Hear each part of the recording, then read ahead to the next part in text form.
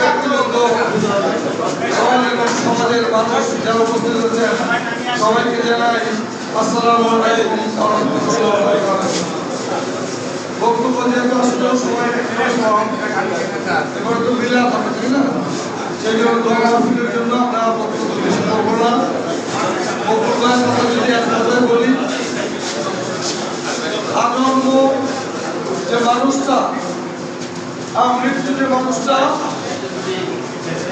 বিএনপির জন্মলগ্ন থেকে বিএনপি করেছে, এ অঞ্চলে বিএনপিকে পরিচিত করানোর জন্য যিনি সত্যিকার অর্থে ব্যাপক ভূমিকা রেখেছিলেন, সেই বকুল ভাইয়ের প্রতি আসলে শ্রদ্ধা জানানোর ভাষা নেই।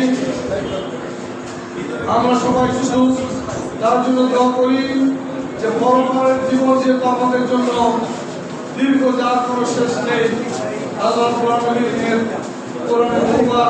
একই কথা, তোমাদেরকে অবশ্যই আমার কাছে প্রস্তাব দিতে হতে হবে, আমাদের সবাইকেই যেতে হবে।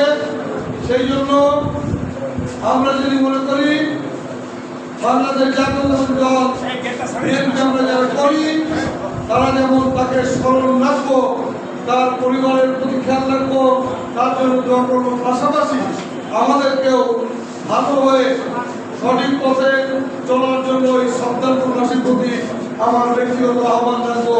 কারণ এখানে যে সমস্ত ঘটনা ঘটে, কিছু হচ্ছে নাম সঙ্গীত হয়ে যায়, এটা অত্যন্ত দুর্ভাগ্যজনক। এবং কার ঘরকে ঘুমাইতেছে, কি করতেছে, যা দেখলাম 5 তারিখের পরে, এগুলো কাম্য না, এগুলো আশা করা যায় না। এগুলো বকুল মোল্লা তার কর্মজীবন এবং আত্মজীবনের সাথে এইগুলো মানে একই ধারায় চলে না।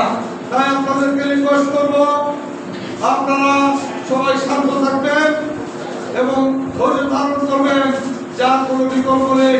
ইনশাআল্লাহ আগামী দিনে যদি বাংলাদেশ জাতীয়তাবাদী দল রাষ্ট্র ক্ষমতায় যায়, তাহলে আমরা আমাদের যে সমস্ত কর্মসূচি রয়েছে, আমরা মানুষের জন্য যেগুলো করতে পারিনি, আমাদের ভারপ্রাপ্ত চেয়ারম্যান তারেক রহমানের যে 31 দফা কর্মসূচি নিয়ে আমরা যেভাবে কাজ করতে চাই, সেইভাবে আমরা কাজ করবো ইনশাআল্লাহ।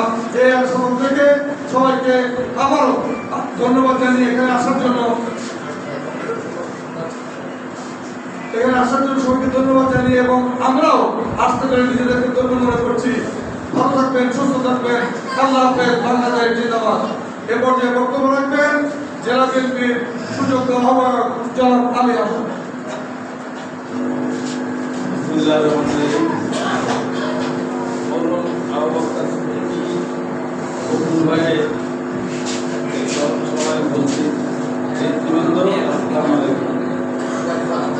আসলে মানুষের বকুল ভাই সম্পর্কে আমাদের থেকে এখানে যারা সামনে বসে আছেন তারা অনেক বেশি জানেন।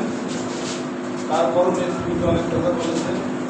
আমি শুধু একটু কথা বলতে চাই যে মৃত্যুর পরে মানুষের আসলে আর কোনো পরিচয় থাকে না। আজকে তার পরকালীন জীবন শুরু হয়ে গেছে। আমরা সবাই মহান আল্লাহর কাছে আল্লাহ তার ইহকালীন জীবনের সমস্ত অপরাধ মাসুরা করে এই দোয়া করে আমরা যারা এখানে আছি সবার সামনে